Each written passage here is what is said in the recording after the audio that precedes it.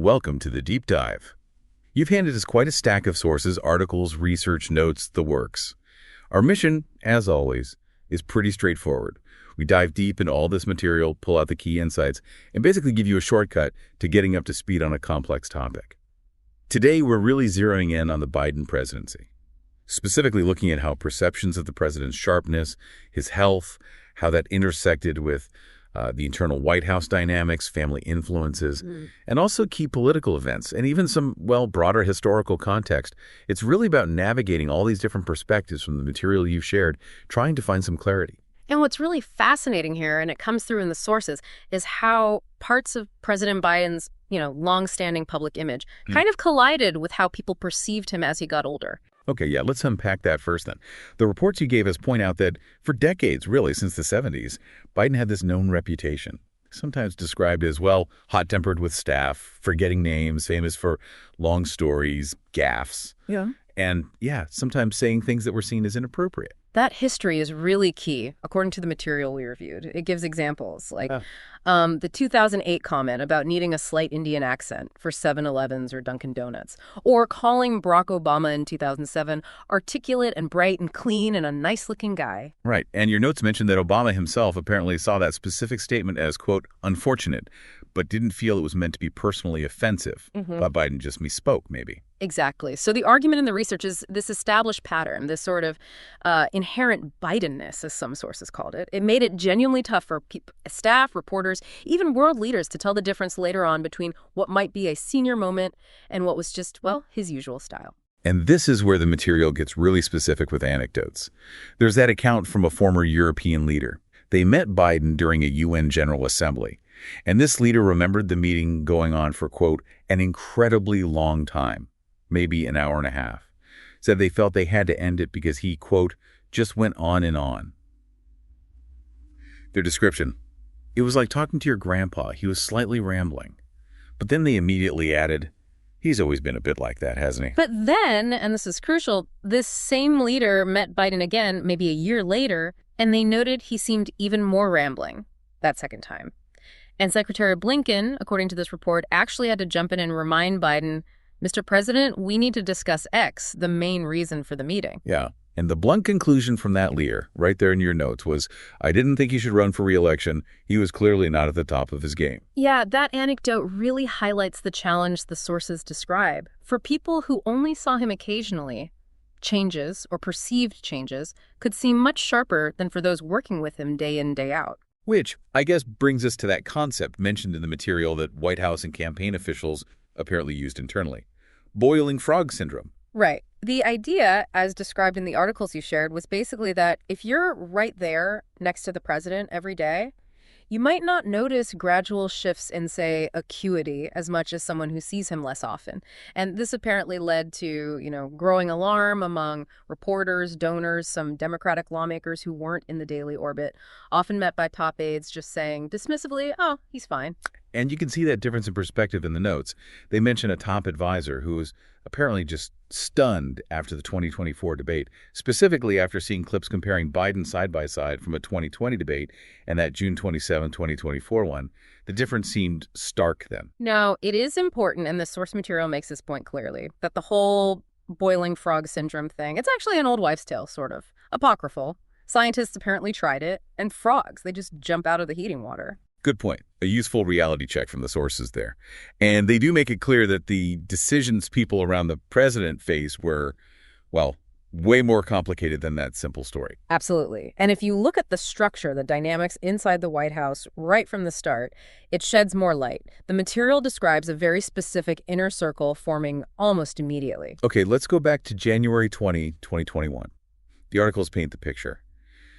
Biden walks into the Oval Office, finds that letter from Trump, which was described as shockingly gracious, and then turns right to the stack of executive orders his team had ready to go. And this top team, this inner circle, is referred to in several sources as the Politburo. They quickly filled the top jobs in the White House staff hierarchy. Key names mentioned are Ron Klain as chief of staff, Bruce Reed, who was effectively running domestic policy, Mike Donilon, kind of the de facto political director, and Steve Ricchetti, handling legislative affairs. And the sources also know that family members of some of these guys got administration jobs, too. Ron Klain is someone the material really focuses on. His coming back to work for Biden after being with the Clinton campaign in 2016. Well, apparently some longtime Biden loyalists saw that as almost being a turncoat. But Klain had this reputation, worked incredibly hard, really knew policy, great relationships on the Hill. And the research includes that pretty telling quote from Biden himself, showing this particular deference to Klain. Even though Klain was often seen as more progressive, Biden apparently said, only one person here is smarter than me, and it's Ron. So that dynamic, according to these sources, really set the stage for Klain having major influence. Reportedly, he was eager to deliver on progressive promises from the primary, and he pushed the administration's agenda in that direction, leftward. Okay, and here's where the legislative stuff, especially around the infrastructure bill in late 2021, really shows these internal dynamics clashing with political realities on the ground. Your notes detail this conflict in October 2021. Speaker Pelosi wanted Biden to come talk to the House Democrats on October 1st and specifically asked them to vote for the infrastructure bill, the bipartisan one, on its own. Get it done. But, the progressive wing, led by Pramila Jayapal, they had a totally different idea. They wanted to tie that infrastructure deal to the much bigger Build Back Better Act, the BBBA. The reports quote Jayapal telling Klain straight up, we don't have the progressive votes for infrastructure unless you link them. Meanwhile, the other side, as the sources describe it, saw this as hostage-taking, even snatching defeat from the jaws of victory.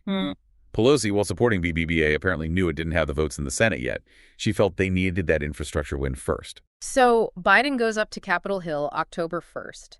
The accounts describe his speech as, well, long, rambling, digressive. He quoted Satchel Paige, apparently. One Democrat is quoted calling the remarks incomprehensible.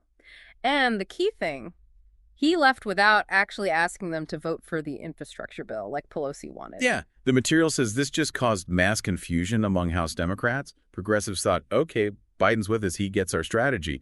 But years later, the sources note, others looked back and wondered if this was early evidence of, communication issues, maybe cognitive slippage. Pelosi, according to these reports, thought it was Klain's strategy. She was surprised, didn't like surprises, and noted Klain enjoyed being seen as a hero by the progressives. And this standoff stalled everything, which caused huge frustration for Democrats running in those off-year elections that November, like Phil Murphy in Jersey, Terry McAuliffe in Virginia. They felt the party was just dithering instead of banking a clear win they could run on. So Pelosi apparently gets Biden to come back October 28th, hoping, okay, this time he gets the assignment. But the sources say it was kind of a repeat performance.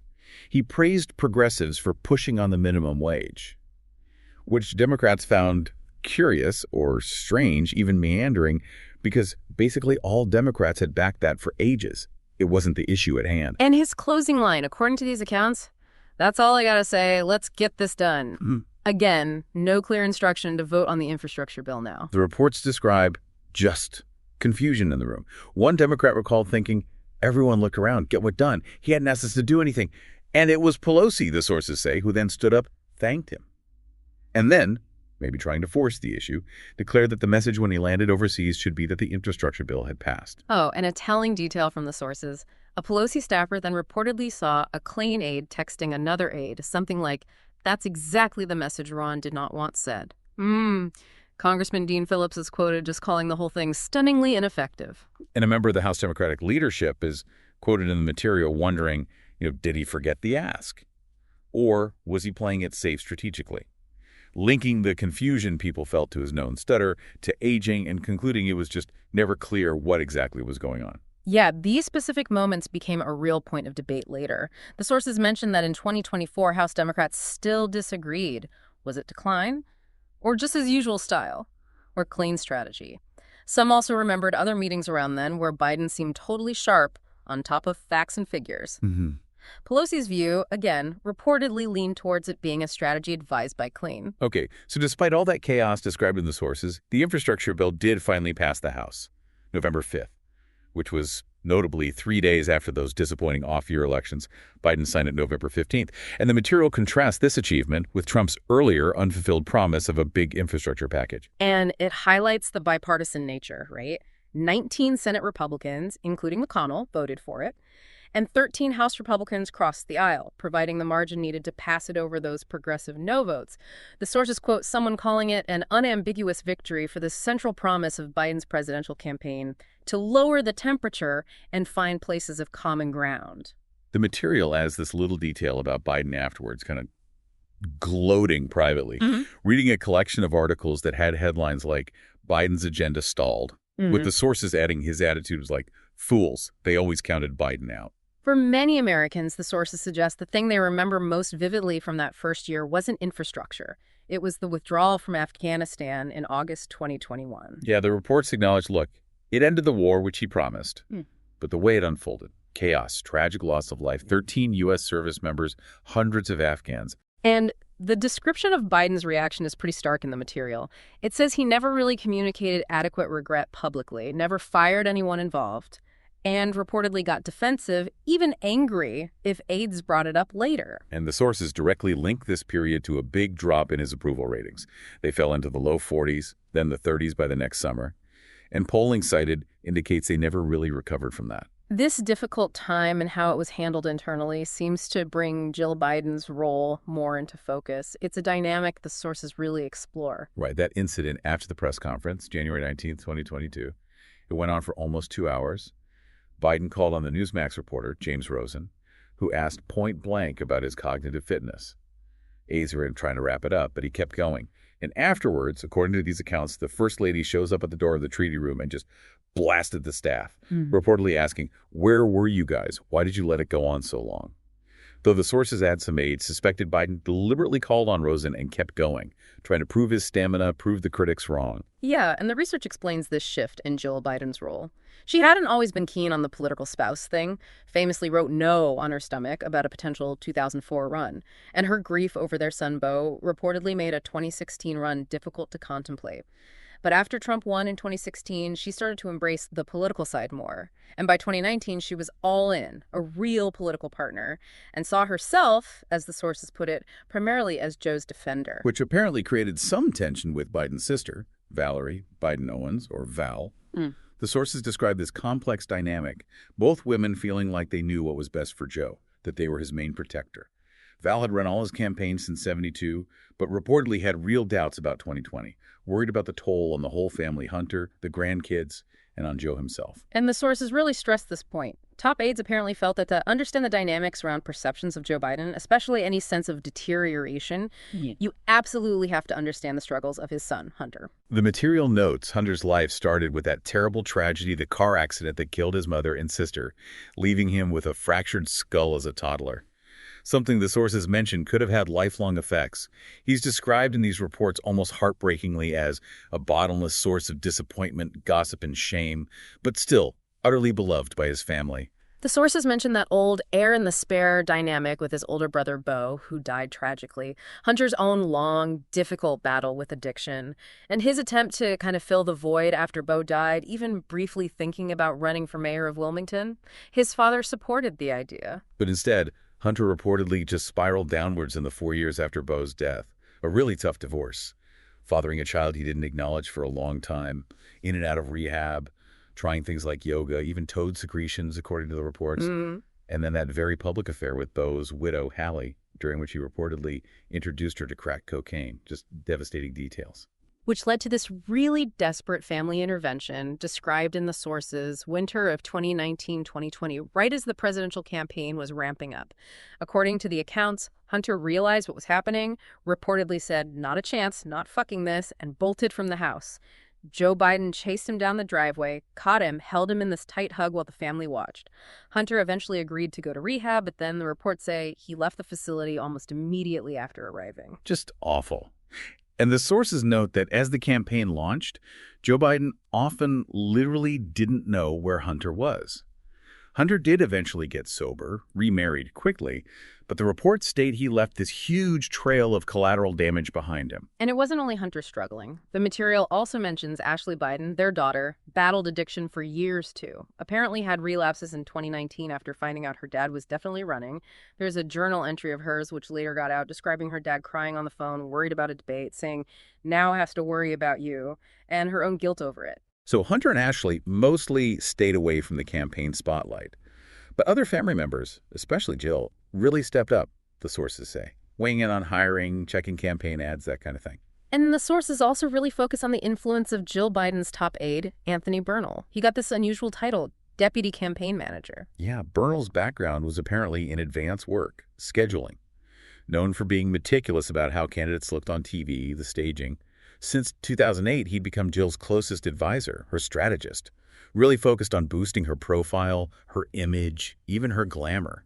The material notes he was apparently the only staffer who just called her Jill and felt comfortable criticizing her outfits, her appearance, and she, in turn, seemed to want his approval. So as Jill Biden became more powerful, the sources describe her as one of the most powerful first ladies. Bernal's influence just ballooned within the White House, requests coming from Bernal. They usually happen. Ron Klain's advice to other staff was reportedly, you don't fight City Hall, meaning don't cross Bernal. And Bernal is described in these sources as being a constant source of gossip, feeding info back to the First Lady. And his role brings up this concept the sources label the loyalty police. Right. Bernal apparently used loyalty as this key virtue. To promote some people, sideline others. Asking aides point blank, are you a Biden person? Is so-and-so a Biden person? And the deeper analysis here, according to the sources, is that the rise of people like Bernal and another aide named Tomasini was seen by some as the rise of people whose first loyalty wasn't necessarily to the presidency as an institution or the country, but to what the sources called the Biden theology, meaning protecting the family's interests, the family myth.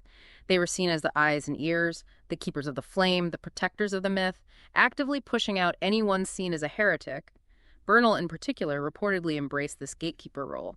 Finding people who knew him a long time to defend him. The sources suggest that was tough. Sure, he mentored some aides who became allies, but many more detractors apparently resented his maneuvering, his gossip. He'd reportedly badmouth aides to others, making them think he was confiding in them.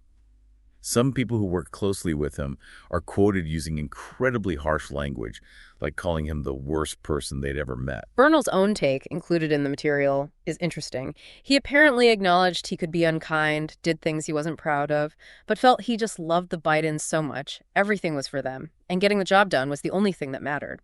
Still, that quote from a longtime aide about Bernal is chilling. He would not be welcome at my funeral. Yeah, and that stands in really stark contrast to President Biden's day one warning to his staff, right, about firing anyone on the spot who treated colleagues disrespectfully. The sources imply that maybe, if that disrespect was seen as being on behalf of the Bidens, it was tolerated more. Shifting gears slightly, but still connected, Hunter's personal story leads into another public issue. His memoir, Beautiful Things, which came out in April 2021. The senior White House team, reportedly not thrilled. The view was, any day the headlines are about Hunter is a bad day for Joe Biden, just purely from a PR standpoint. And the sources share Hunter's own view. He apparently saw himself as politically smarter than most of his dad's advisors and would tell the president when he thought they were giving bad advice, so aides often had to just pick their battles when dealing with Hunter's opinions or involvement. The material mentions Hunter initially wanted to do a book tour, including stops at black churches in South Carolina, to talk about addiction. Advisors pushed back hard, called it a potential circus, tone deaf. Hunter apparently eventually agreed not to do it. The sources mention a Washington Post review that described the book's structure, these parallel stories. Deep grief over Beau, side by side with this raw confession of addiction, juxtaposing intense family closeness with details about vodka, crack, trashed hotel rooms, failed rehabs. Really jarring stuff. And President Biden's reaction to learning some of these details from the book. He was reportedly shocked, told a top advisor, I didn't know the extent of any of it until now. But beyond the headlines, the sources point out a very practical, serious reason the team was worried about the memoir. That ongoing federal investigation by U.S. Attorney David C. Weiss, the Trump appointee, it had been going since 2018, involved seizing that laptop in 2019. Biden kept Weiss on, specifically to avoid appearing like he was interfering or covering anything up. And the sources note that prosecutors working for Weiss pored over Hunter's memoir with interest, reading every word. Hunter's personal life, especially his struggles and the family's reaction, also reportedly drove a wedge between the Bidens and the Obamas. Now, the relationship between Joe and Barack, it started with some normal political bumps, right? Obama's early quip about not remembering what Joe was talking about, but it genuinely warmed up over the years. For sure. The sources describe a real personal bond. Their daughters and granddaughters went to the same school. Obama gave that incredibly moving eulogy for Beau, awarded Biden the Medal of Freedom. Even if their staffs sometimes sniped at each other, the personal connection seems strong. But the sources say things took a dysfunctional turn around 2015. Michelle Obama was apparently very close to Hunter's wife at the time, Kathleen Buell. And Michelle reportedly sided with Kathleen, showed solidarity as Hunter's life unraveled, while the Bidens, according to the material, just reflexively rallied around Hunter. And the material makes this pretty strong claim that Joe Biden was angrier at Kathleen, his daughter-in-law, for divorce details hitting page 6 than he was at Hunter for the actual behavior that caused the divorce. And this reportedly led the Bidens to start freezing Kathleen out, which Michelle Obama privately resented. And it put Barack Obama in a really awkward spot with his friend Joe. There's that anecdote from a 2017 fundraiser for the Beau Biden Foundation. Hunter apparently showed up seeming high, or drunk maybe, got into an argument with his Aunt Val, left early, and the sources mention Obama reportedly muttered to someone afterwards, "Weird shit," though his office later denied he said that. Then came 2020. Michelle Obama reportedly really resisted campaigning hard for Biden. The sources say partly it was her general dislike of politics, sure, but also her feelings about the Bidens at that point were a factor. Democrats apparently had to argue behind the scenes, look, the stakes are too high, Trump has to be beaten, you need to do more. She compromised by focusing on nonpartisan voter registration. Her relatively light schedule didn't go unnoticed by the Bidens, and the staff-level resentment, the sources say, ran even deeper. So all these complex family issues, the relationships, plus that specific staff structure we talked about, Right. it all fed into this environment inside the Biden White House, how insulated the president became. Yeah, the material explains how the pandemic, the absolute need to protect Biden from COVID, gave a very easy, very logical reason early on for putting up barriers. Less travel, smaller meetings, more time upstairs in the residence. But some of the staff who actually worked in the executive residence, the sources say, felt these barriers became more than just about COVID. They observed what they described as an unusual level of intense privacy. Residents' aides got pulled from normal duties like running the elevator, often sent home early. The official reason was, oh, the Bidens don't like being waited on. But the sources noted it felt like a real shift towards seclusion. And Anthony Bernal, Jill's aide, and that other close aide, Tomasini, they were exceptions. They reportedly had access to the private living quarters, special res badges, very unusual for aides in their positions. And those resident staffers, according to these reports, privately saw what they felt was age taking a toll. Describe the president as often tired, quiet, not making small talk like he used to. There's one really striking detail mentioned. Biden apparently mistook an aide, wearing her badge, for one of his granddaughter's friends. That aide is quoted saying, Biden sometimes would look at you like he'd never seen you before. And overall, the White House staff treated him as very delicate. The sources really highlight how many aides were kept at arm's length. A big contrast noted by people who'd worked for Obama. Obama apparently liked to hash it out with deputies, even mid-level staff sometimes. Biden mostly just met with that core Politburo group and his top national security people. There was even this skill staff reportedly needed called Speaking Biden, because certain people or just certain ways of presenting information could apparently set Biden off. Derail meetings, they'd have to reconvene later without that person. The sources say staff sometimes spent more time planning how to brief Biden than on the actual substance of the decision. They developed workarounds, like framing decisions as simple binary choices, yes or no, or trying to sneak smaller items needing a quick okay into briefing books, hoping he'd just initial them without much discussion. All of which just reinforced that insular structure dominated by the Politburo. The internal message, as the material puts it, was basically, look, he's nearly 80. He knows what he wants, and we know how to handle him. And some people familiar with that dynamic felt, that the insularity wasn't just about protecting Biden. It was also about protecting the Politburo's own influence, controlling access. One person is quoted saying, pretty bluntly, 5 people were running the country, and Joe Biden was, at best, a senior member of the board. Wow.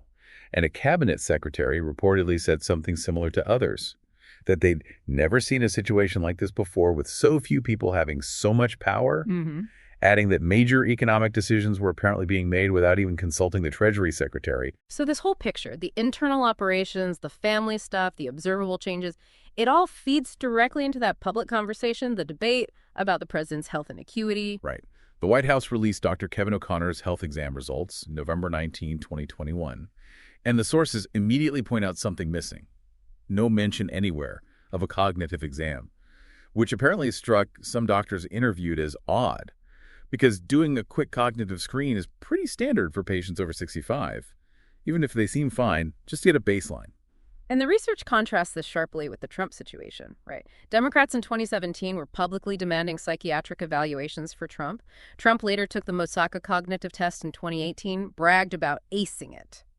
And the sources note the silence from those same Democrats about Biden skipping the test, despite what the reports call obvious moments of mental slippage.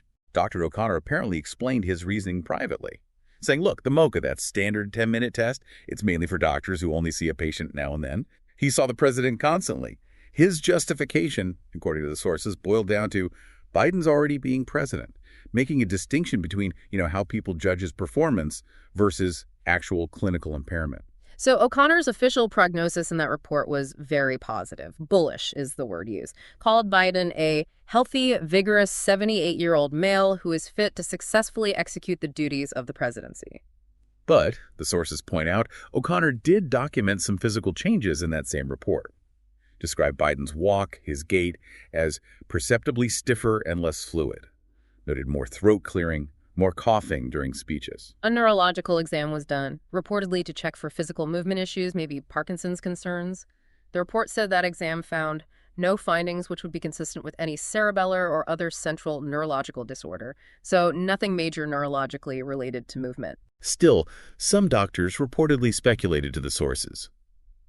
The only logical reason to do a neurological exam focused on movement but skip a cognitive test entirely was maybe if you feared the results. There were also concerns raised in the material about Dr. O'Connor himself, known as Doc.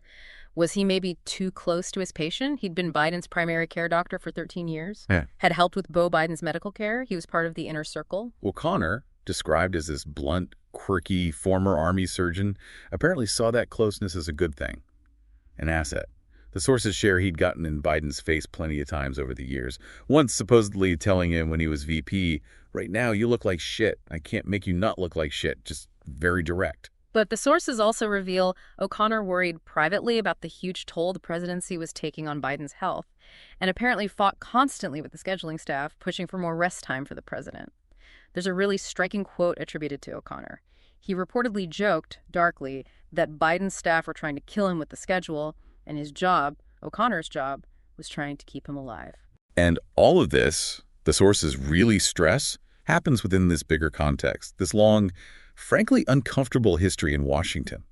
The practice of covering up for aging politicians, hiding infirmities, often with help from colleagues, family, staff. It's described as commonplace, a long, gruesome record.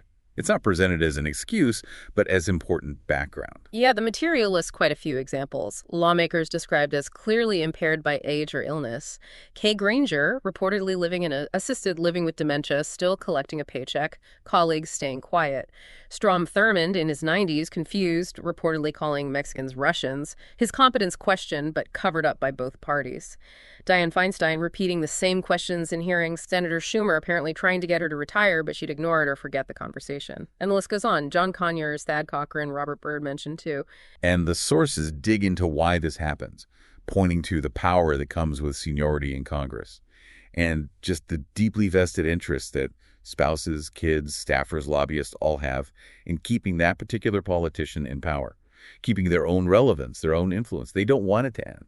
There's a great quote included from Jerry Brown, the former California governor. He called politics addictive, like psychic cocaine. People just don't want to go back to what they see as their boring former lives. And unlike other fields, there's no real external mechanism, right? No board of directors to step in, no mandatory retirement age, no outside health checks. Politicians are ultimately only accountable to the voters who, the sources suggest, can sometimes be snickered. And there's history with presidents, too, concealing major health problems. The sources mention George Washington's failing sight and hearing, Woodrow Wilson's massive stroke, hidden for over a year by his wife, doctor, and secretary, John F. Kennedy lying about having Addison's disease, reportedly taking a cocktail of drugs, even during the Cuban Missile Crisis, Ronald Reagan, the exact start of his Alzheimer's, still debated. There's just no law, no formal oversight forcing transparency on presidential health. And the material wraps up this section by noting that While the situation described around Biden might not be unique in Washington's history, it is arguably presented in these sources as the most consequential, just given the power of the office. Okay, so pulling it all together, what does this deep dive, based on the material you shared, really help us grasp? It seems to highlight, first, how Biden's own long-established public style, his Bidenness, intersected, maybe confusingly, with later perceptions of his acuity. Second, how those complex internal White House dynamics, that Politburo, the loyalty police, really shaped who had access, how decisions got made.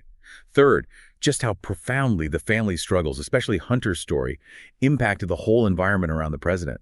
And finally, how this all fits into that broader, often swept under the rug history of aging, power, and secrecy in Washington. Exactly. The aim here was really to pull out those key threads, those different dynamics and perspectives presented across all your source material, trying to help you see how the personal, the political, the historical, how they all kind of weave together in this story. So here's a final thought, drawing from that material for you to mull over. Given those historical patterns the sources lay out, powerful people, aging, infirmities maybe being obscured, often with the complicity of those closest to them, what does this particular deep dive reveal, or maybe ask us the question, about accountability and transparency